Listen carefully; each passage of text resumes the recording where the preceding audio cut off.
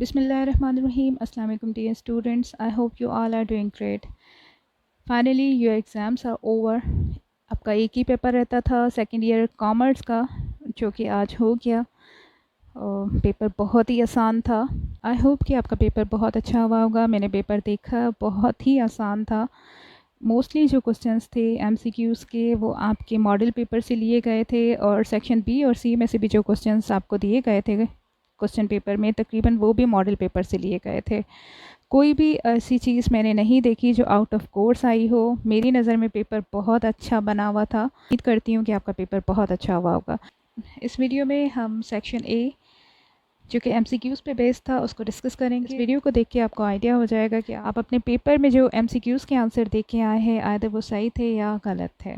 तो बिना टाइम को वेस्ट किए हुए हम शुरू करते हैं। MCQ number 1, schedule banks are the member of. Schedule banks जो होती हैं वो मेंबर होती हैं सेंट्रल बैंक की। इसका ऑप्शन नंबर बी जो है वो करेक्ट ऑप्शन है। MCQ number 2, these are not ancestors of early banking. Industrialist. Industrialist जो थे वो अर्ली बैंकिंग के एंसेस्टर्स नहीं थे। Option number D is the right option. MCQ number 3, Central Bank rediscounts bill of exchange of commercial bank at bank rate. इसका correct option है option number D, bank rate.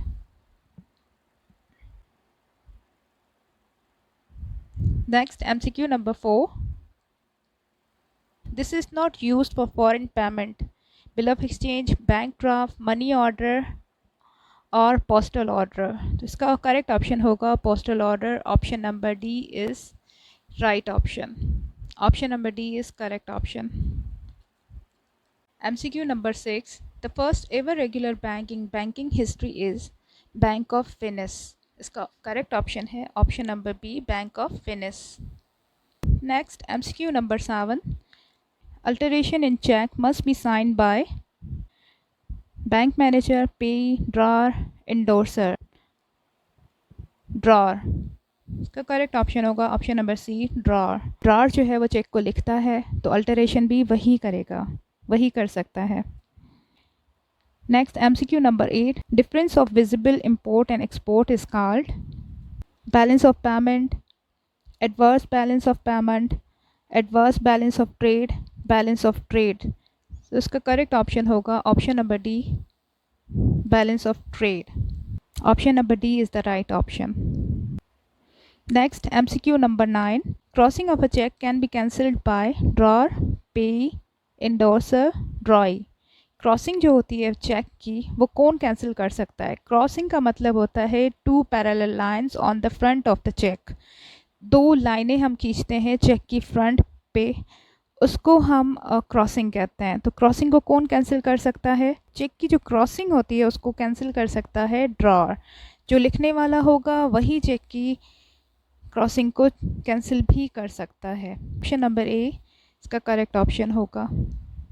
Next, MCQ number 10, the purchasing power parity theory was presented by Gustav Cassel. इसका option number C is the correct option.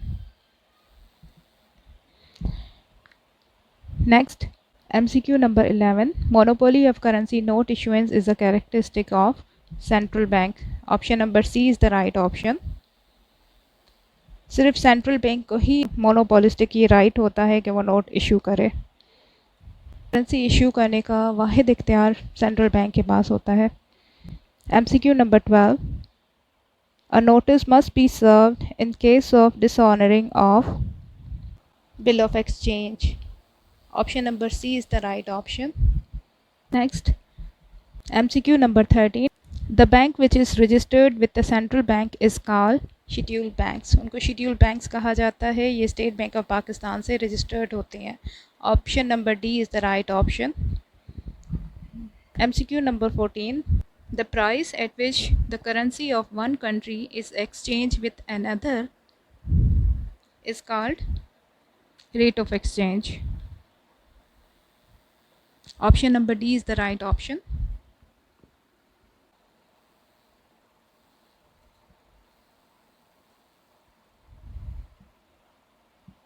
Next MCQ number 15.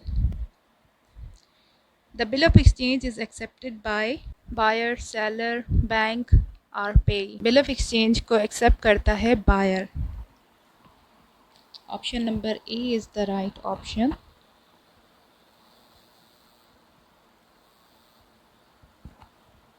Next MCQ number 16. Bank can pay this kind of cheque to any person. वो कौन सा check होता है जो bank किसी भी बंदे को पे कर सकता है. वो होता है हमारा बियरर चेक. जो भी लेके जाएगा बैंक के काउंटर पे उसको पे किया जाएगा. इस चेक पर कोई पाबंदी नहीं होती. जो भी इसको लेके जाएगा, जिसके भी हाथ में होगा, जो लेके जाएगा बैंक के काउंटर पे, उसको पेमेंट मिल जाएगी, उसको पेमेंट मिल जाती है. MCQ number 17. A bill of exchange is unconditional order. ये एक अनकंडीशनल ऑर्डर है जिसमें कोई भी किसी भी किस्म की शर्त मौजूद नहीं होती, बिना किसी शर्त के होता है ये. ए is the right option. Next number 18. This bank deals in receiving deposit and advancing loans. Central bank, mortgage bank, commercial bank, exchange bank. वो कौन सी बैंक होती है जो डील करती है receiving deposit and advancing loan? वो होती है हमारी commercial bank. Option number C is the right option. Next MCQ number 19. Bank rate determination is the function of central bank. Bank rate determination function होता है हमारा central bank का. Option number B is the right option. Next MCQ number 20. Clearing house reduces the movement of. Clearing house जो होता है वो reduce करता है मूवमेंट ऑफ किसकी? Plastic money, credit money, currency, gold and silver. वो reduce करता है मूवमेंट करेंसी की मूवमेंट को रिड्यूस करता है. Option number C is the right option. MCQ number 21. Rediscounting of bill of exchange is the function of central bank. Option number B is the right option. Next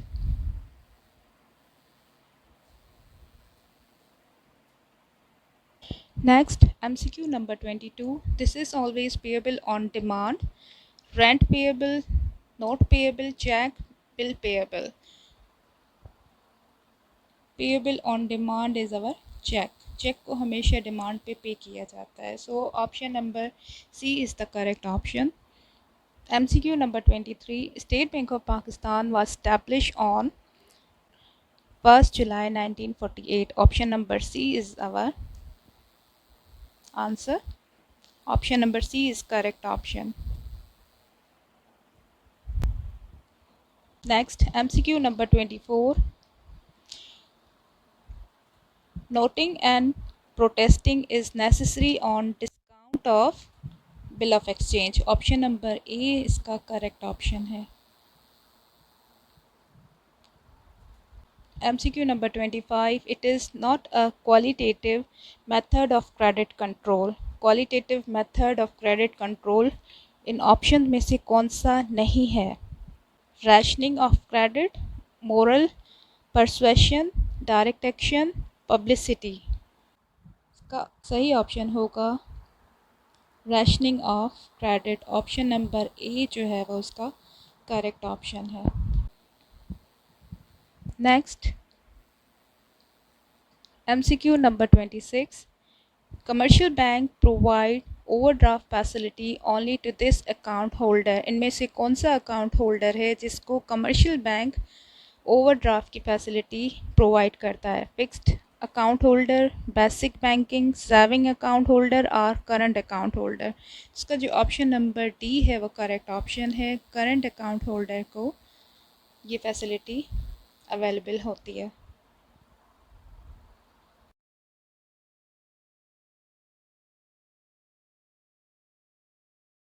Next, MCQ number 27.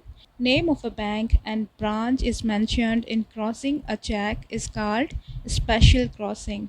जिस crossing में किसी bank का नाम mention हो उस crossing को हम special crossing कहते हैं. Next, MCQ number 27.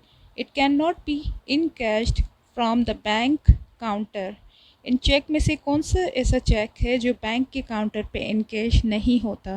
Bearer cheque, order cheque, open cheque और क्रॉस चेक. इनमें से कौन सा ऐसा चेक है जो बैंक के काउंटर पे इनकेश्ड नहीं होता? बियरर चेक आपको पता है, पहले बता चुकी हूँ कि बियरर चेक वो चेक होता है जो कोई भी बैंक में लेके जाए, बैंक के काउंटर पे फ़ौरी उसे इनकैश कर देते हैं. तो यहाँ पे हमसे पूछा जा रहा है कि कौन सा ऐसा चेक है जो बैंक के काउंटर पे इनकैश नहीं होता? वो होता है हमारा क्रॉस चेक. इसकी जो अदायगी होती है पेमेंट की, वो अकाउंट के थ्रू आती है. इसकी पेमेंट या अदायगी जो होती है बैंक अकाउंट के थ्रू करता है. Next, MCQ number 29. It is not a method of issuing currency. Simple deposit, minimum reserves, proportional reserve, national reserve. Simple deposit. Option number A is the right option. Next.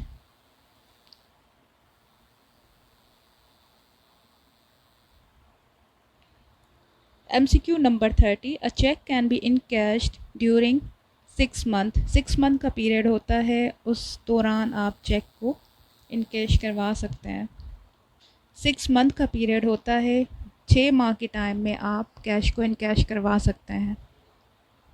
MCQ number 31. When central bank starts sale of government securities to control the credit is called open market operation. इसको हम open market operation कहते हैं. Option number A is the right option. MCQ number 32. The word endorsement means on check, on front side, on back side, on bill of exchange. So endorsement का मतलब होता है on back side. Option number C is the right option. Next, MCQ number 33.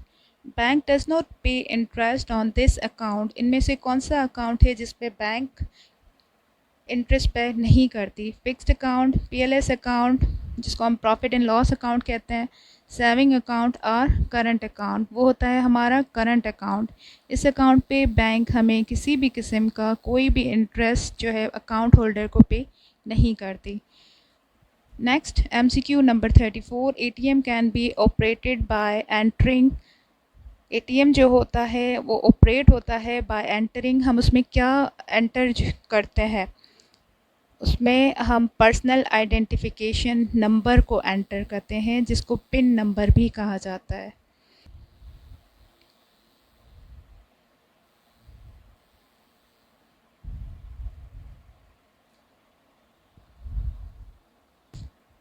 MCQ number 35. It is not included in the parties of check.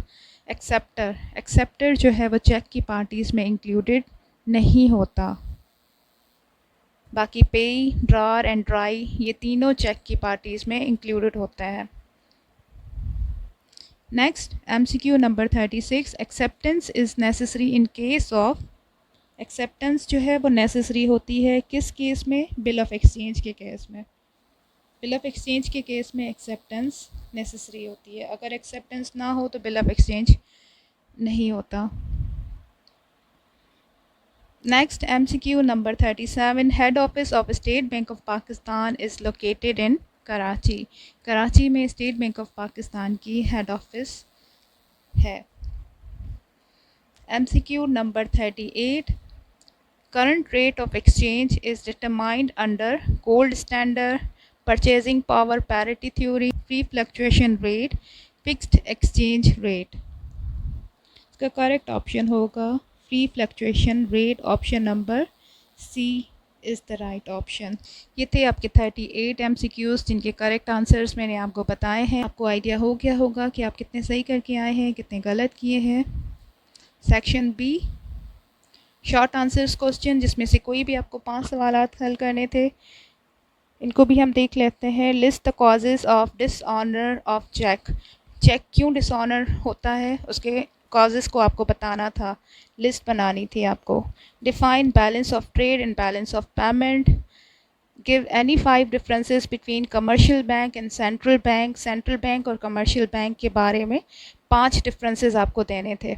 Describe any 5 essentials of bill of exchange. Bill of exchange के कोई भी 5 essentials आपको यहाँ पे बताने थे।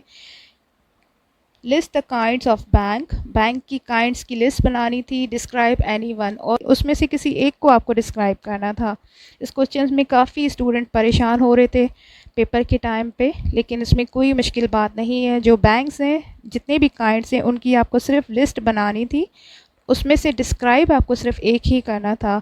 हमेशा question की मार्क्स देख के क्वेश्चन को हल करना पड़ता है अकॉर्डिंग टू मार्क्स। अब इस क्वेश्चन की मार्क्स 5 थी, और मैंने देखा काफ़ी स्टूडेंट 5-5 पेजेस का भी ये क्वेश्चन कर रहे थे, और उनका काफ़ी टाइम ज़ाया हो रहा था। और नेक्स्ट है define crossing of cheque. Describe special crossing. अब क्रॉसिंग ऑफ चेक को डिफाइन करना था, उसमें से सिर्फ स्पेशल क्रॉसिंग को आपको डिस्क्राइब करना था। नेक्स्ट है explain the function of central bank as the lender of last resort. ये सेंट्रल बैंक वाले चैप्टर से क्वेश्चन लिया गया था। Section C, attempt any one question from this section. इस सेक्शन में कोई भी एक सवाल आपको हल करना था। Define commercial bank. Commercial bank को डिफाइन करना था। Describe the functions of commercial bank. Commercial bank के फंक्शंस आपको डिफाइन करने थे। अब इस क्वेश्चन को डिटेल में करना था, क्योंकि इस पर 12 मार्क्स थे।